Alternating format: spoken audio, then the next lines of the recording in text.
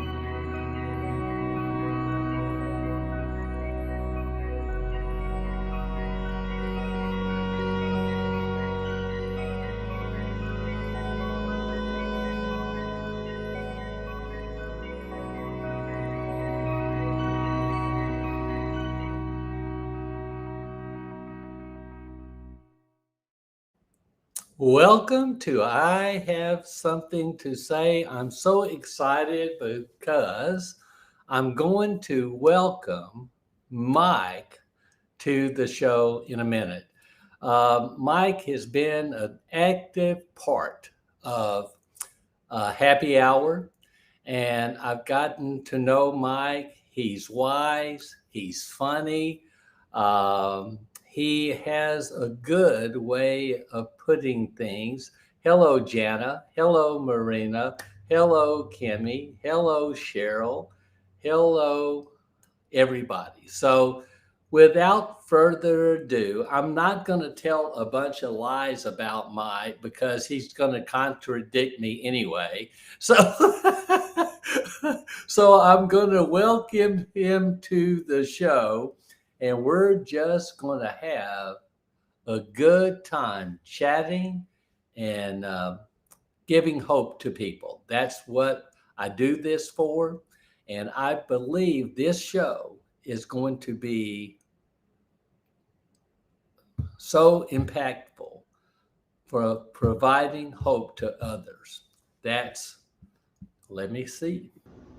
Hey, Mike, Good afternoon, sir. how you doing? I think all right. Hey, we're talking for a half hour. Where are you today? Well, I am in God's country. I'm in Louisiana.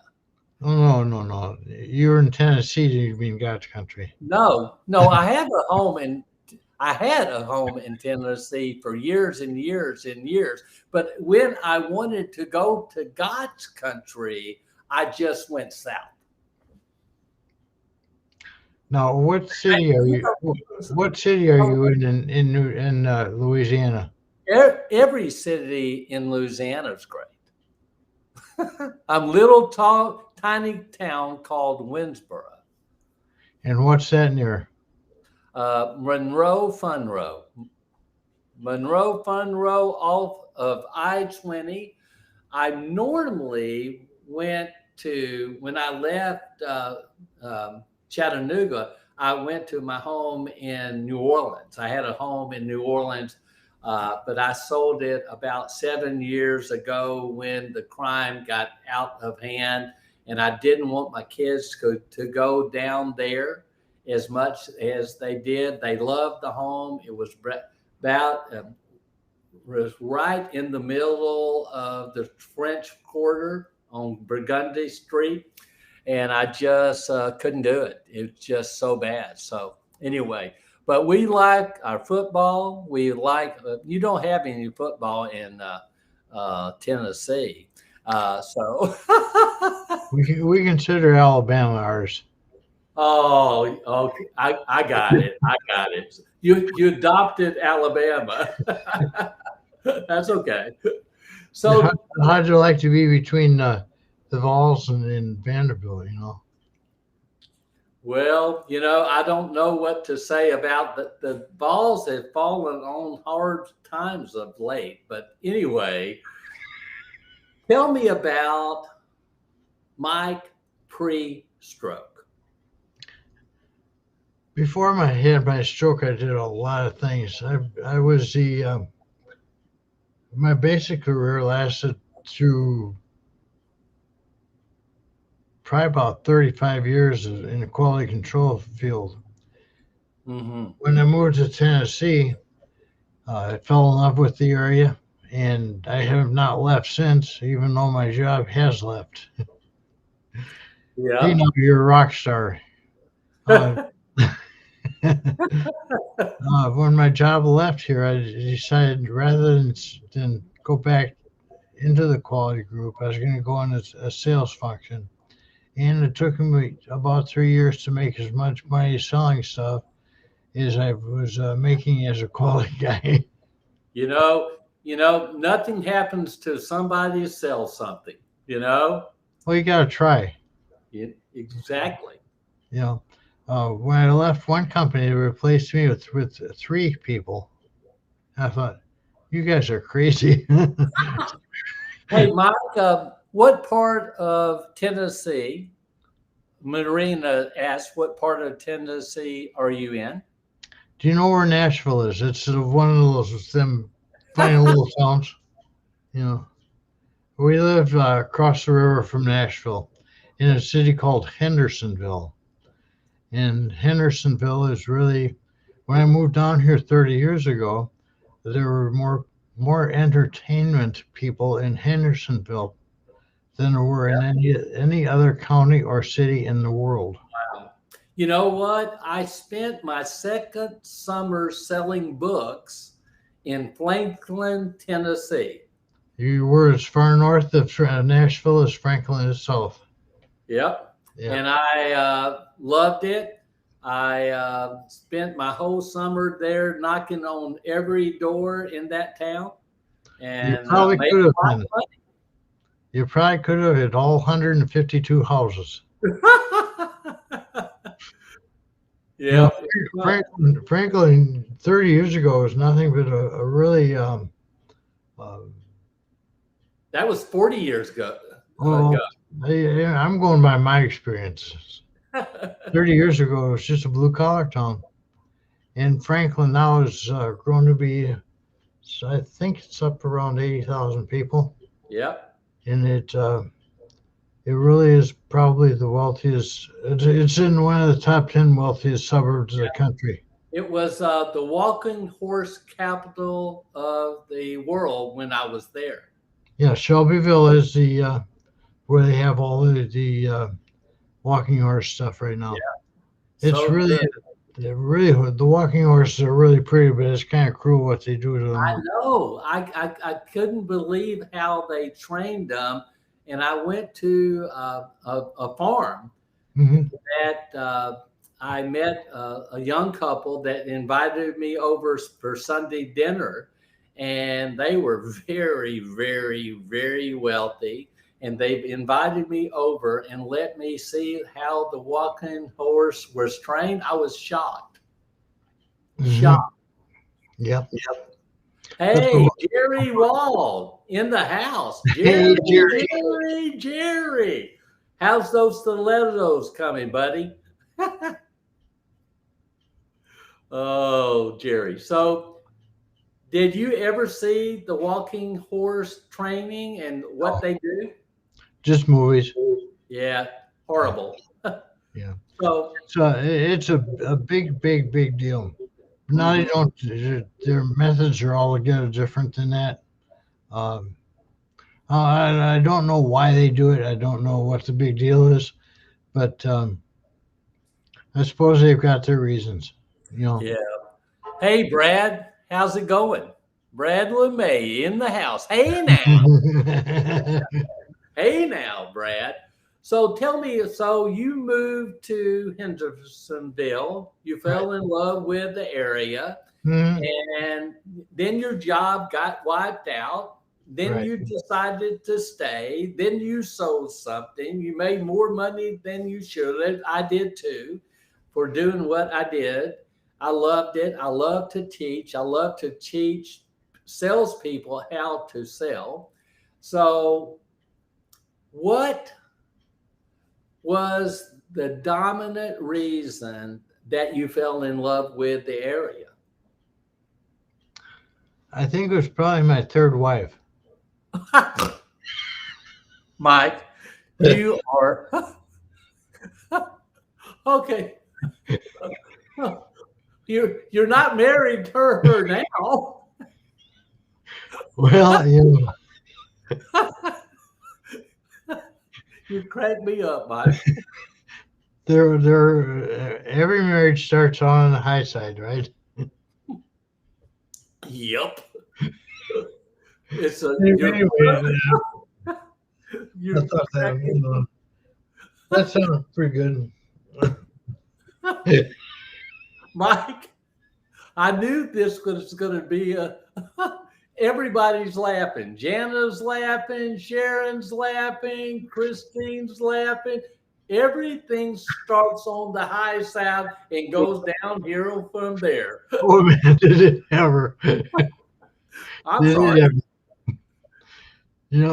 That was the only marriage that I had where she said she wanted to get a divorce, and I said, "When are you gonna get it?" you you did not. You did. Okay. Now those girls? Oh, those are my two daughters. Those are your two daughters. Yeah, And that was a beautiful. that was a Tammy's wedding. Tammy is the one on the picture that's on the right side, and Yep. Kelly is Kelly's my older one. She's on the left side. No, Tammy and Dahlia. no, Kelly. Tammy and Kelly. Mm-hmm. And you have two daughters. That's Any plenty. sons? Any sons or just two daughters? The two daughters are plenty. Yeah. Two daughters are plenty. You know, Mike, if you don't know it, I have three daughters and two sons I didn't know that, and I feel for you. and eight grandchildren. No, I have four grandchildren. Well, I've doubled up with, but the funny thing is, my two daughters, my eldest daughters, had produced all my grandchildren. The guys haven't started yet, and my young daughter should not start yet because she has a career to pursue. She works with Disney. So tell me about this stroke you had. My stroke was an evolving stroke. It started on Thursday morning, and actually it didn't get fully involved until Sunday afternoon. Tell me a little bit more about that, an evolving stroke. You start to not walk or you lose a function, and it gradually gets worse and worse and worse. And by the time it's all done, you have lost it for good. For example, as we were talking this morning or talking earlier, uh, my right side is basically non-existent. I uh, I always joke around the Music City Marathon. The Music City Marathon is a 35. Or how long is the marathon? 26.2 miles. 26.2 miles. Okay. If I started to run the Music City Marathon, which is scheduled for a weekend in October, I might cross the finish line sometime in November. Mike, Hey, I'm being truthful. It I understand. I parked my car about 200 feet or 250 feet from my front door here, and it takes me almost 5 minutes to get out to it. Really. Yeah. Every day. Well, every day I go someplace. Yes. Usually, usually on Mondays. Marina said it doesn't matter as long as you get to the finish line. Yeah, the only problem with that, Marina, is I've got a bunch of other things I want to do in the meantime. So I asked you earlier today, and really important, you stunned me a little bit. So I you didn't have aphasia. I did. My frustration came from the fact that I had my stroke and I couldn't talk and I couldn't read and I couldn't write and I couldn't do numbers at all. I only said 111.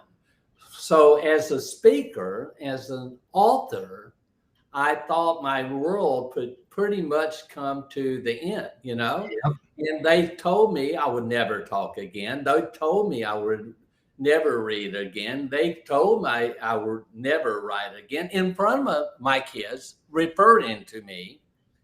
And I had a different plan, but I couldn't express that at all. So my frustration came uh, about all of that. You know, I just couldn't talk. Mm-hmm. And I had a bunch of people around me that had to make decisions that I didn't agree with. I couldn't even express. I'm telling you, it was really hard for me being uh, in control of my life. Mm-hmm. Multiple companies all over the world. All of a sudden, it was gone. And I just was out of my element. So I didn't respond as well as I would have liked to in the early phases. But I asked you a question, and I want you, really important that you covered this because I asked you, were you depressed? I asked you if you were frustrated. I asked you if you were despondent. And for those questions, the resounding answer was not at all. No. No, no.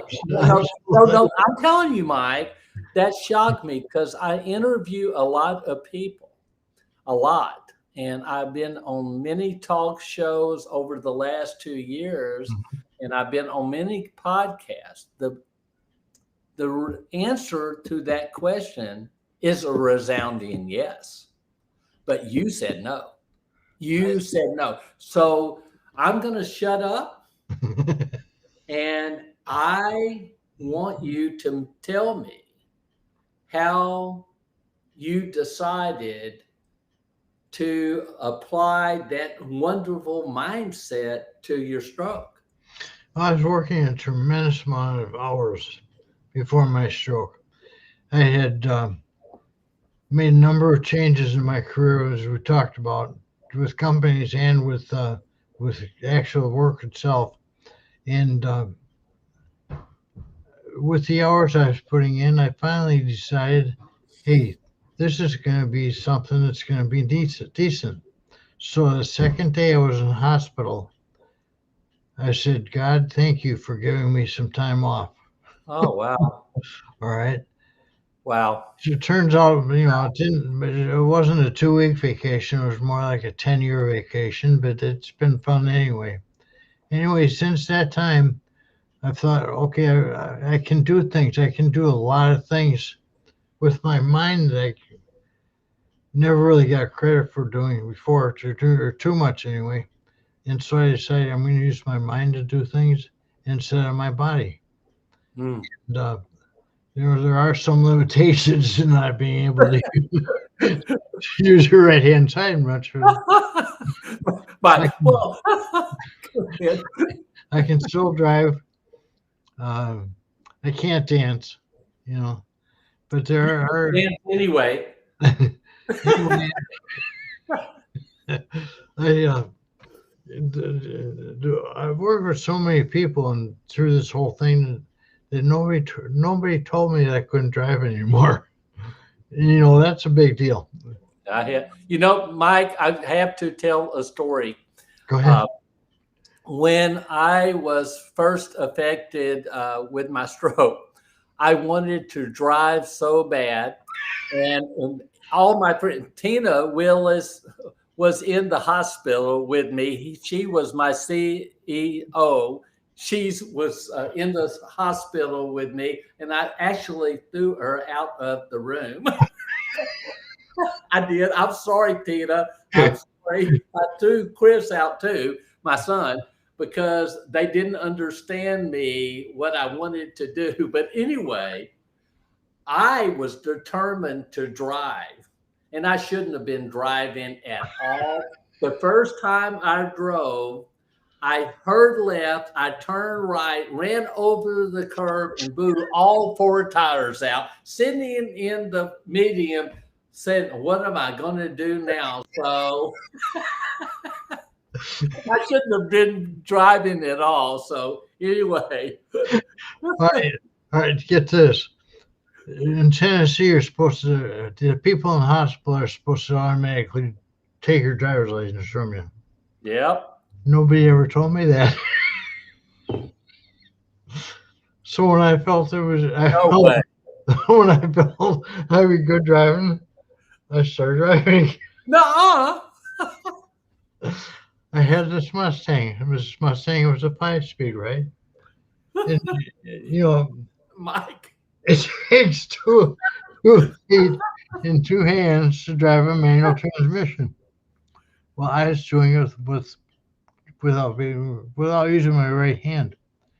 So I, you were driving a stick shift oh yeah, with your left hand. That's the yeah. only one that worked. How was you driving the car? Well, it's fun. I was staying at my daughter's house. I was living in Hendersonville.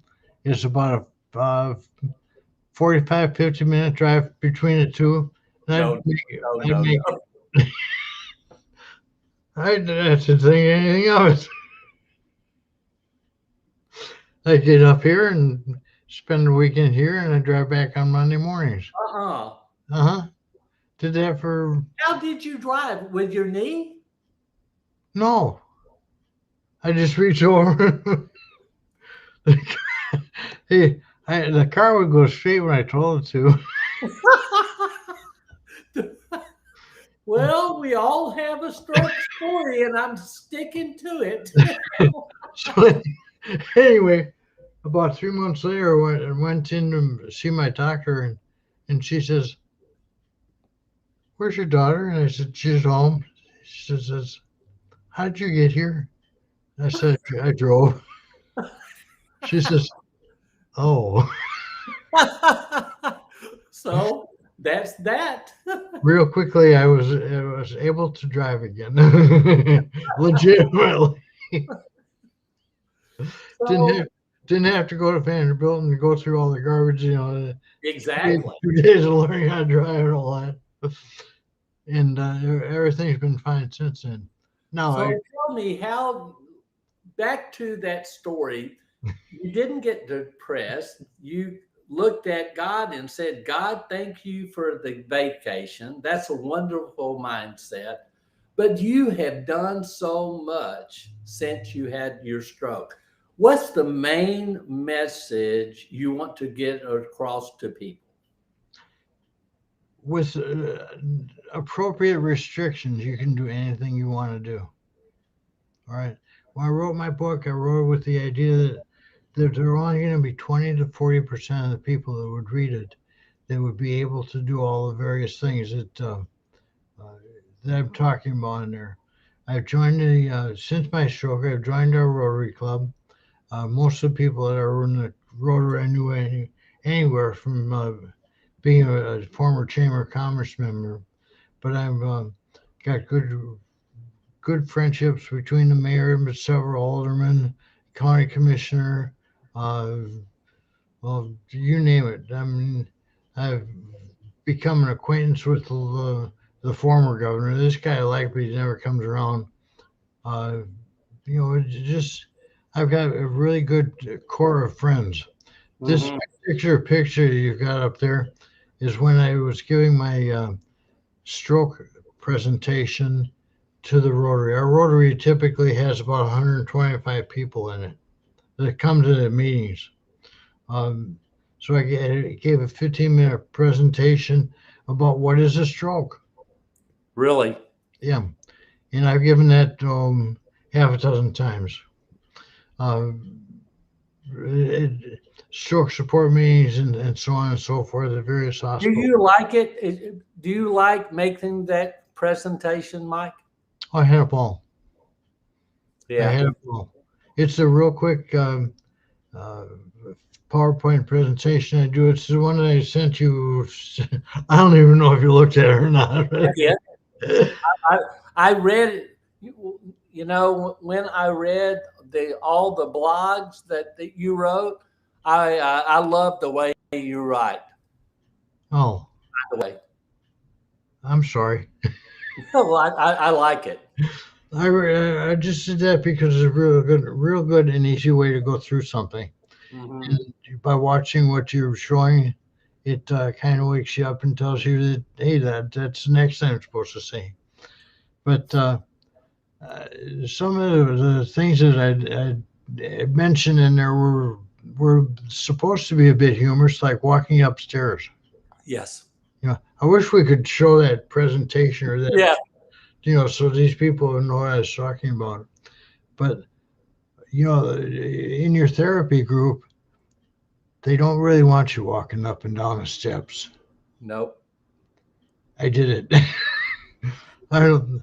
I don't worry about it. I walk up and down. It takes too long to go to the elevator, and Yeah. the way I walk, it takes 10 minutes to get a 3 minute trip done. So I try to avoid it. But I get to go up and down the steps. When there's a railing on one side, it's kind of hard, either going up or down because you really need to use your left hand. Yeah. Anyway, it's not for everybody, I guess. Uh, there was that one. What was the other one I had in there? And in there about I think I did about driving the car. Yeah. I wasn't supposed Driving to. the car, the steps, and what was the other one? Um, it was really funny. Mike, don't get me to lying. I forgot. I forgot too. I mean, heck, that's it. That thing is ancient history. That was before COVID, so that was You- 3 years ago at least. Uh, Who's that, Mike? this guy is he's my local alderman. Local alderman. He was the You're chairman. telling him something. Get that darn street fixed. No, he's also president of the Rotary Club. That was the year that he was the president. He was giving out the awards for everybody that did something for him that year. What I did think you get an award for? uh, I was I was part of the grant writing committee, which has been a disaster. Uh, You even describe disasters in a fun way. but I'm the head of the dictionary project. Now, Sumner County has 6 Rotary clubs in it, and we've got 2,750 kids in third grade in our elementary schools. Hmm. And I basically run the dictionary project for us, giving out a dictionary to each third grader at the beginning of the year that's in the school district. After Labor Day, I'll be doing it this year for the 5th year in a row. Mm, The club's been doing this for 15 years now. wow. We spend close to $10,000 a year on it, and I go around to get the other clubs to help out and stuff like that. So I have really ball with it. Um, I get involved with several other projects to a lesser degree. We've got a uh, scholarship committee, and we give away usually about $20,000 in scholarships every year, which is really kind of fun because we talked about Vanderbilt, about the kids in the uh, aphasia group down there.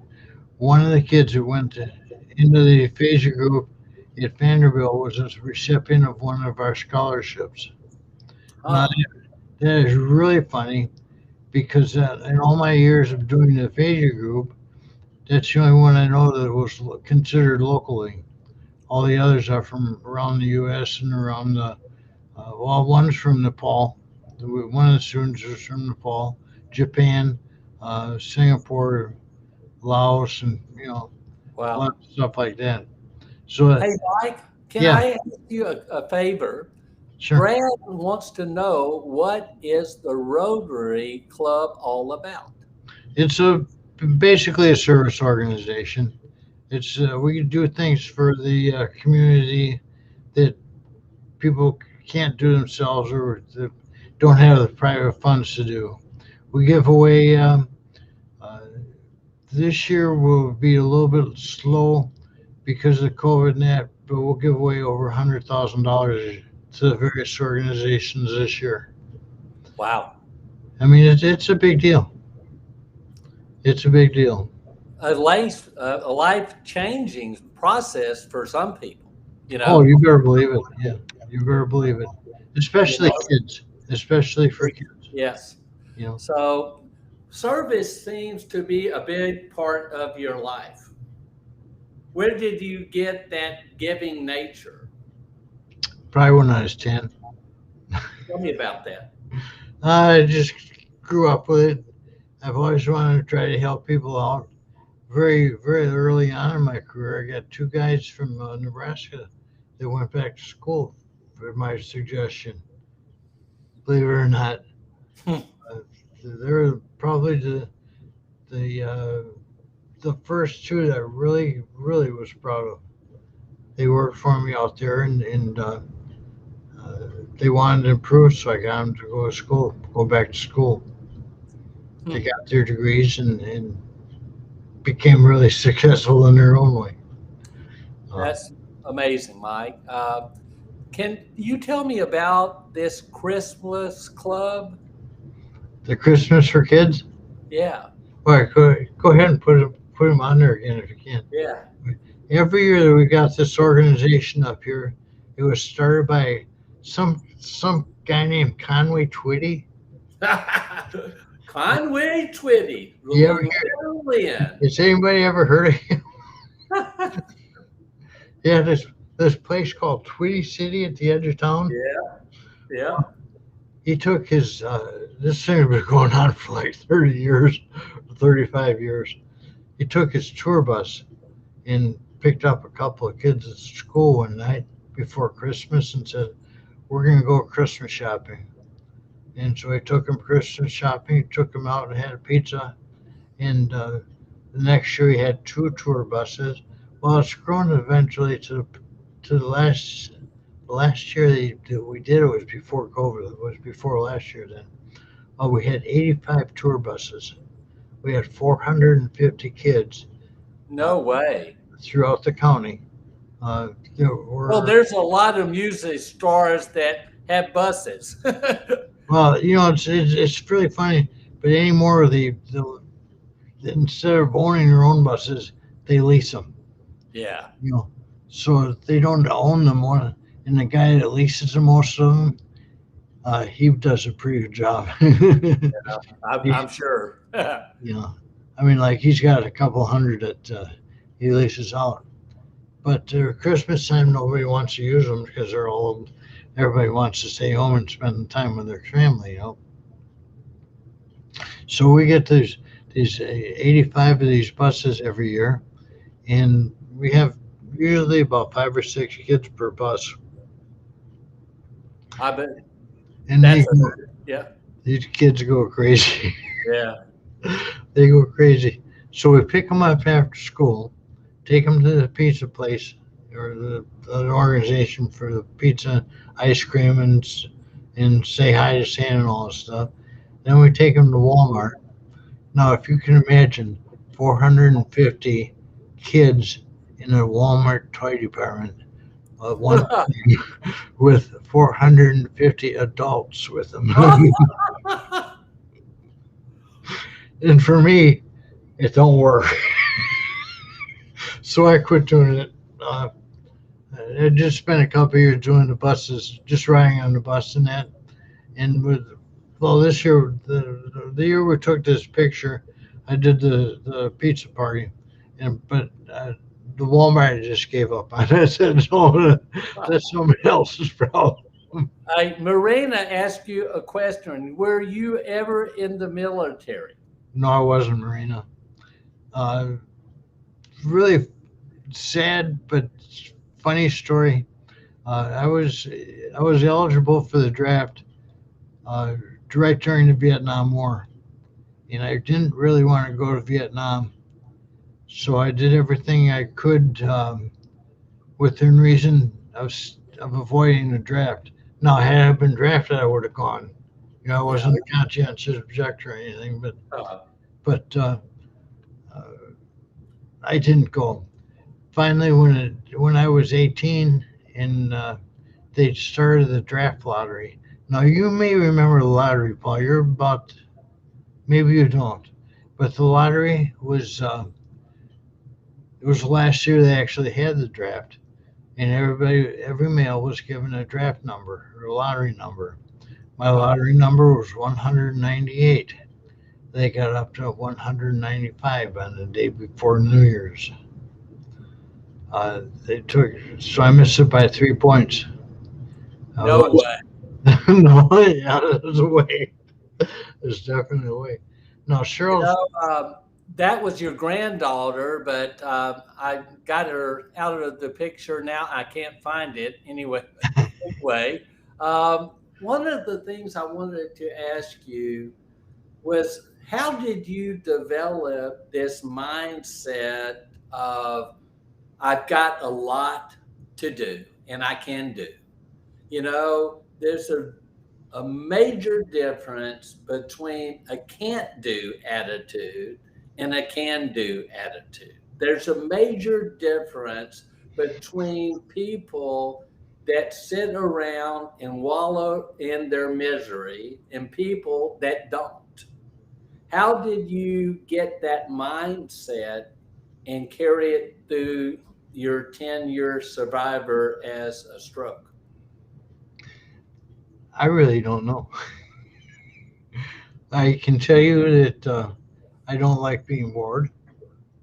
I don't like sitting around doing nothing. I can do it maybe 1 day a week. For example, today, so Mondays usually I do laundry, but I did it earlier. I did it like I think Friday or Saturday last week. Um, so today I made my pizza for lunch. No, this is Oh, made a homemade pizza? a homemade pizza.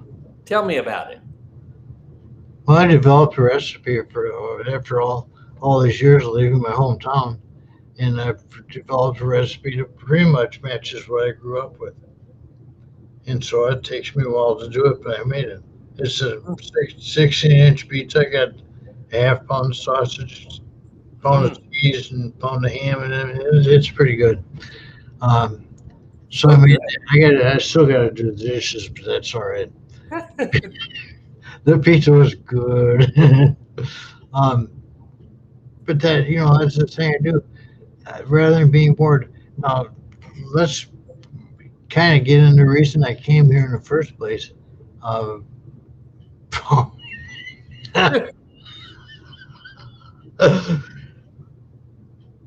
Laura, show him what to do and let him do it. I'm the I do the majority of the cooking, by the way, but Good for she's a you. good cook as well. So Good for you. I I go out. will I I go out. follow instruction very well. Good deal. Good. Well, it's just Martha White pizza crust, Johnsonville Mel's Italian sausage. I use Publix Tavern ham and Hunt's tomato sauce. Hmm. And Making me hungry, Mike. yeah, well, I'm gonna have a little bit more when we get done here. Oh, Nita, Laura is you are a good cook. Jenny made me homemade pizza, keto. Yummy, Brad. Keto. I think keto style. did you ever hear of keto before 5 years ago? Nope. And now it's absolutely the greatest thing since well, sliced bread. They're come up with the diet to spend your money on all the time. So one of the things I wanted to ask you, I think you have let me put this up. I think you have a lady friend. Who's this? Tell me about her. That is Cheryl. Cheryl is a lady that's 6 weeks older than I am. And I know we shouldn't be talking about age, but that's a big thing between us. She owns her own insurance agency in town. She's had it for about 17 years. And I don't know what the heck she sees in me, but there's something there. I'm sure it's your award-winning personality and dashing good looks. Well, you know what's funny is she could probably have anybody in town if she wanted to. She's at least people that are older like us. She's probably the most eligible person in town. But we have a lot of fun, and Good. we'll just leave it then. Um, You're so funny. we see we see each other Cheers to you, Mike. 2 or 3 times a week, and we actually do something like a real date, something like about one night a month. So we have a good time.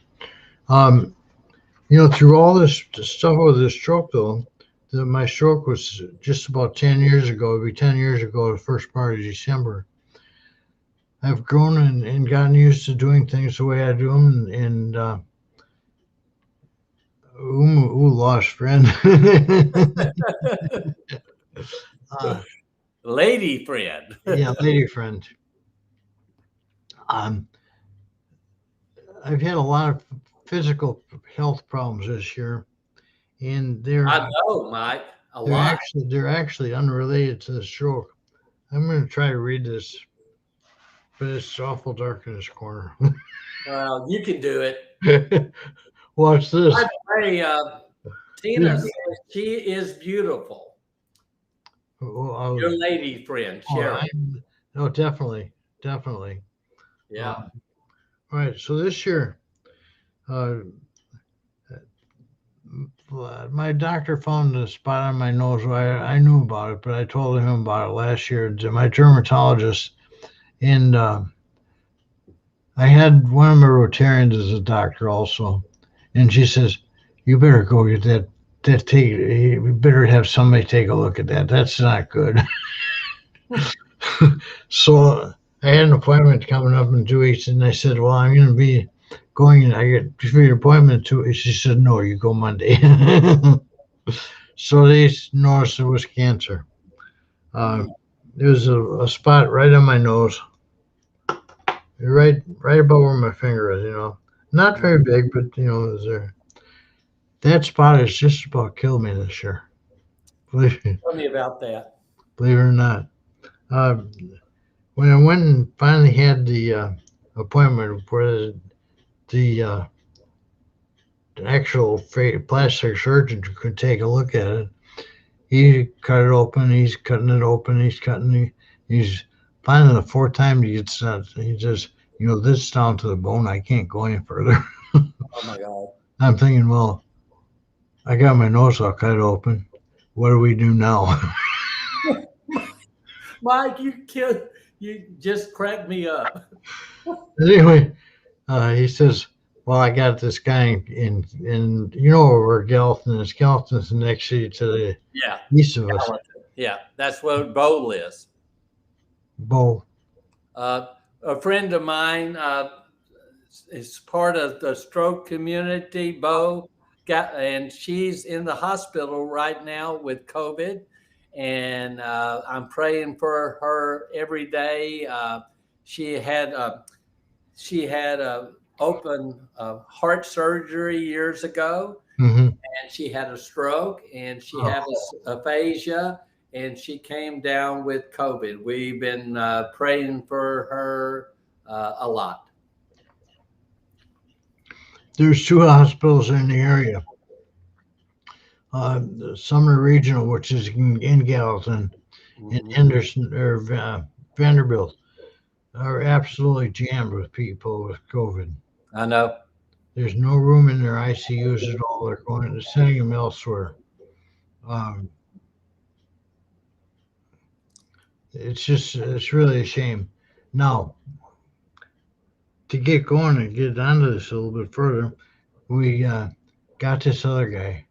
It's a plastic surgeon and an ear, nose, and throat doctor in Gallatin. His name is Dr. Lay. He's a little Chinaman about this tall. The guy's a great, fantastic doctor. You know, uh, he used to he used to live next door to the girl. He owns a restaurant that we hang around on Tuesday afternoons. Anyway, he's been working on it, so he gets me into the outpatient hospital. And halfway through, the anesthesiologist says, "We better watch ourselves because this guy's got AFib." And Dr. Lee says, "What's that?" And he says, "I don't know, but get him to take him right to the hospital, No way. to the ER, because he's going to need something."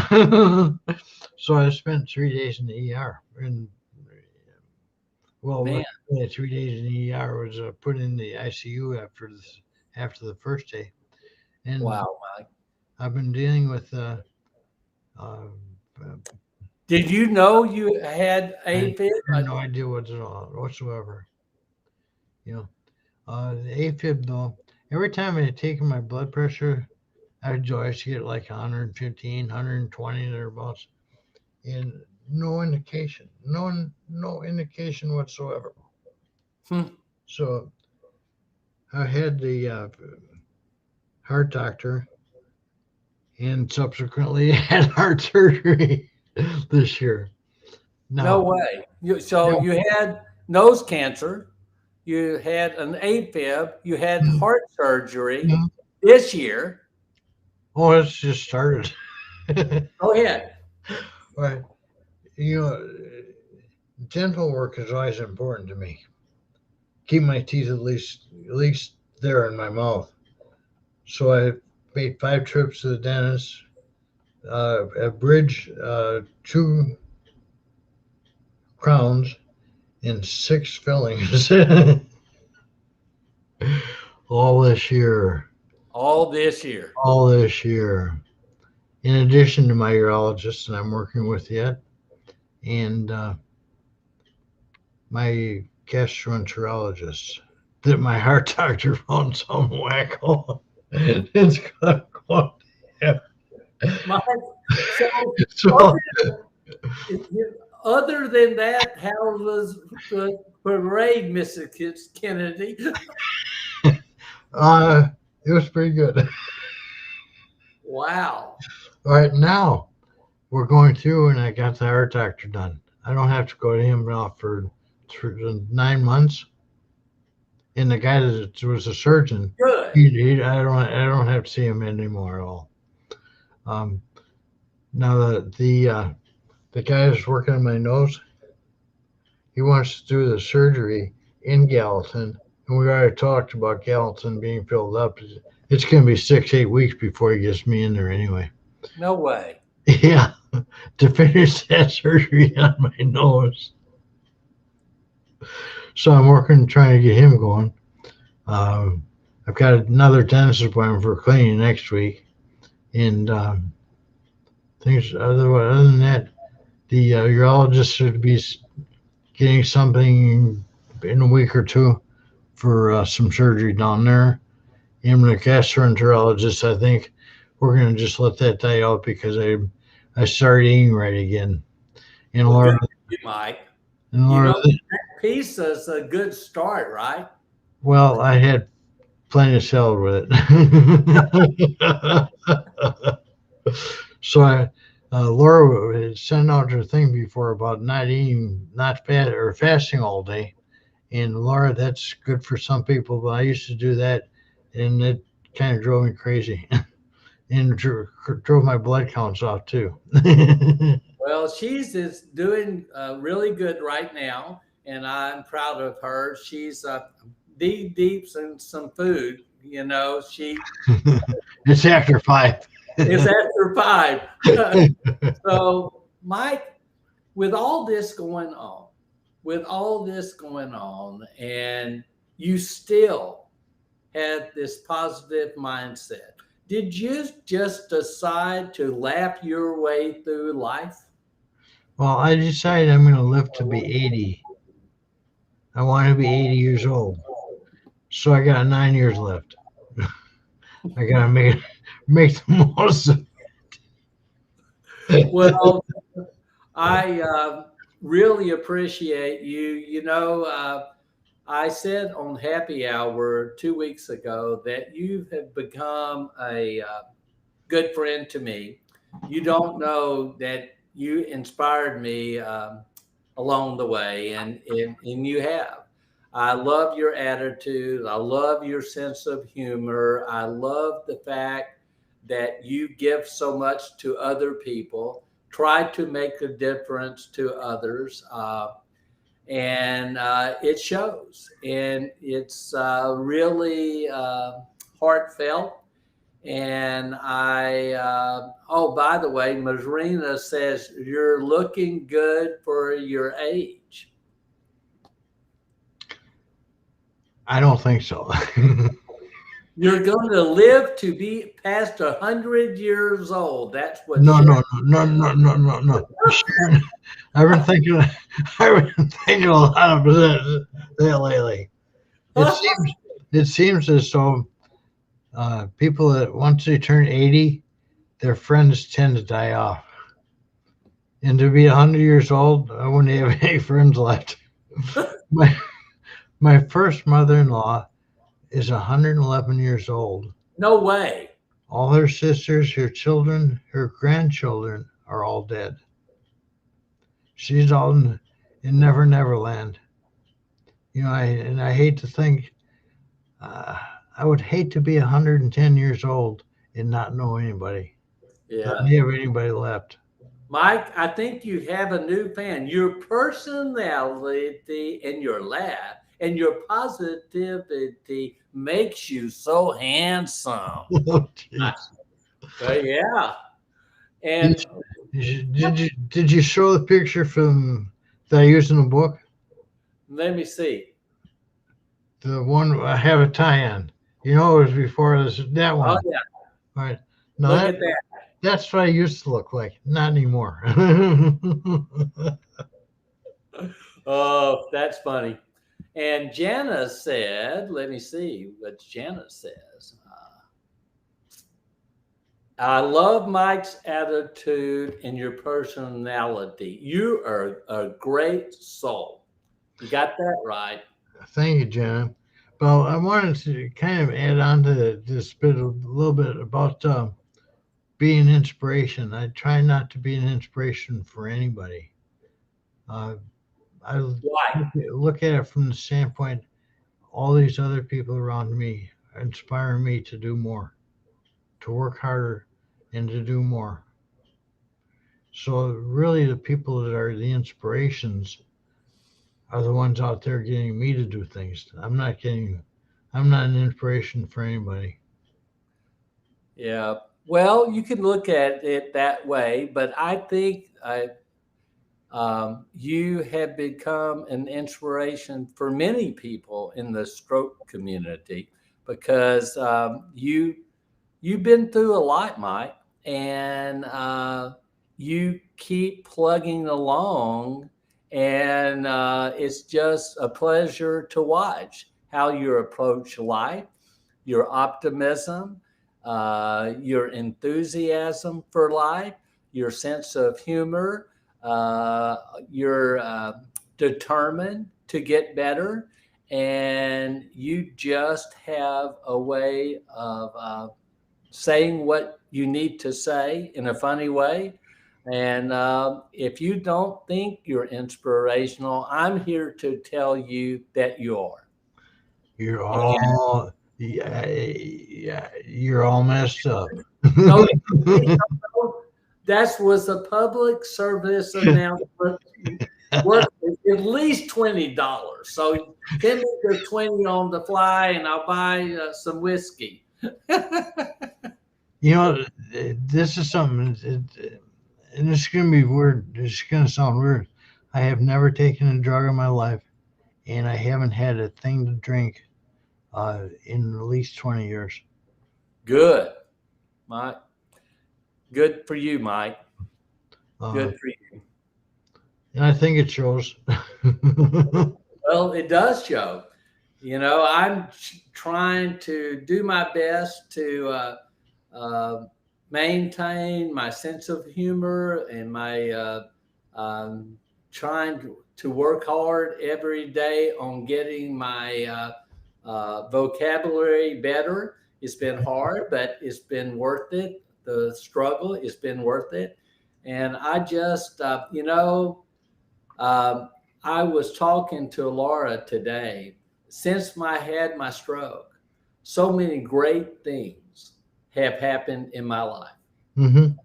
I would have never met Laura. I would have never met Brad, Jerry, Salute, Mike, you, Leslie Hadley, Lynette Price, Jana Moose. I just so many powerful things have happened since I had my stroke.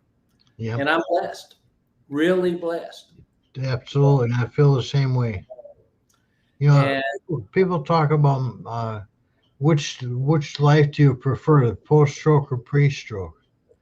Right now, it's post stroke. oh, definitely is for me. I was running too hard, Mike. I was traveling all over the world. I was getting up, and sometimes I felt like Joe Biden. I didn't even know what town I was in, but he absolutely doesn't know. Yeah. Hey, do you know that Joe Biden had a stroke? I know. I So it's know. not, he really shouldn't be, I know. he It's shouldn't be, a shame that it's a uh, wonderful thing. it's a shame that he was allowed to do that because I feel somewhat. My dad had Alzheimer and dementia, and I don't like taking a shot in anybody else. I just feel sorry for him, to be honest with you. I do. Mm. I That, do. that's my latest thing is working with the an Alzheimer's and dementia lady in town here. Man, she's got me going like three Thursdays a month. Really. I can't wait till Vanderbilt starts up again because I'm gonna have to drop one of the two of them. Well, Mike, I'm going to give you your parting thoughts. What do you want to say to anybody that has a stroke or having difficulties in their life? You're on take away, Mike. Whatever you do, don't give up. Figure out you're gonna have to adapt to a different lifestyle. Once you do that, everything is gonna go good. Well, that's a take, and I appreciate that. And Mike, we've been blessed by you being on the show today. It's my first show back in 2 months, and I'm glad it was you because I just dearly respect you. I do, and I just wanted you to know that. And hang tight, and I'm going to say goodbye to everybody and hang on. I'll be right. So, uh, Mike has done a really good job today because he had the courage to live a better life after he had his stroke. He approached it with optimism, patience, sense of humor, and could to give to other people so selflessly. And I just admire him for that. Take care. We'll be back with you next week on I Have Something to Say. Mike has something to say. And all the best for you. Take care. Way, Mike. Bye.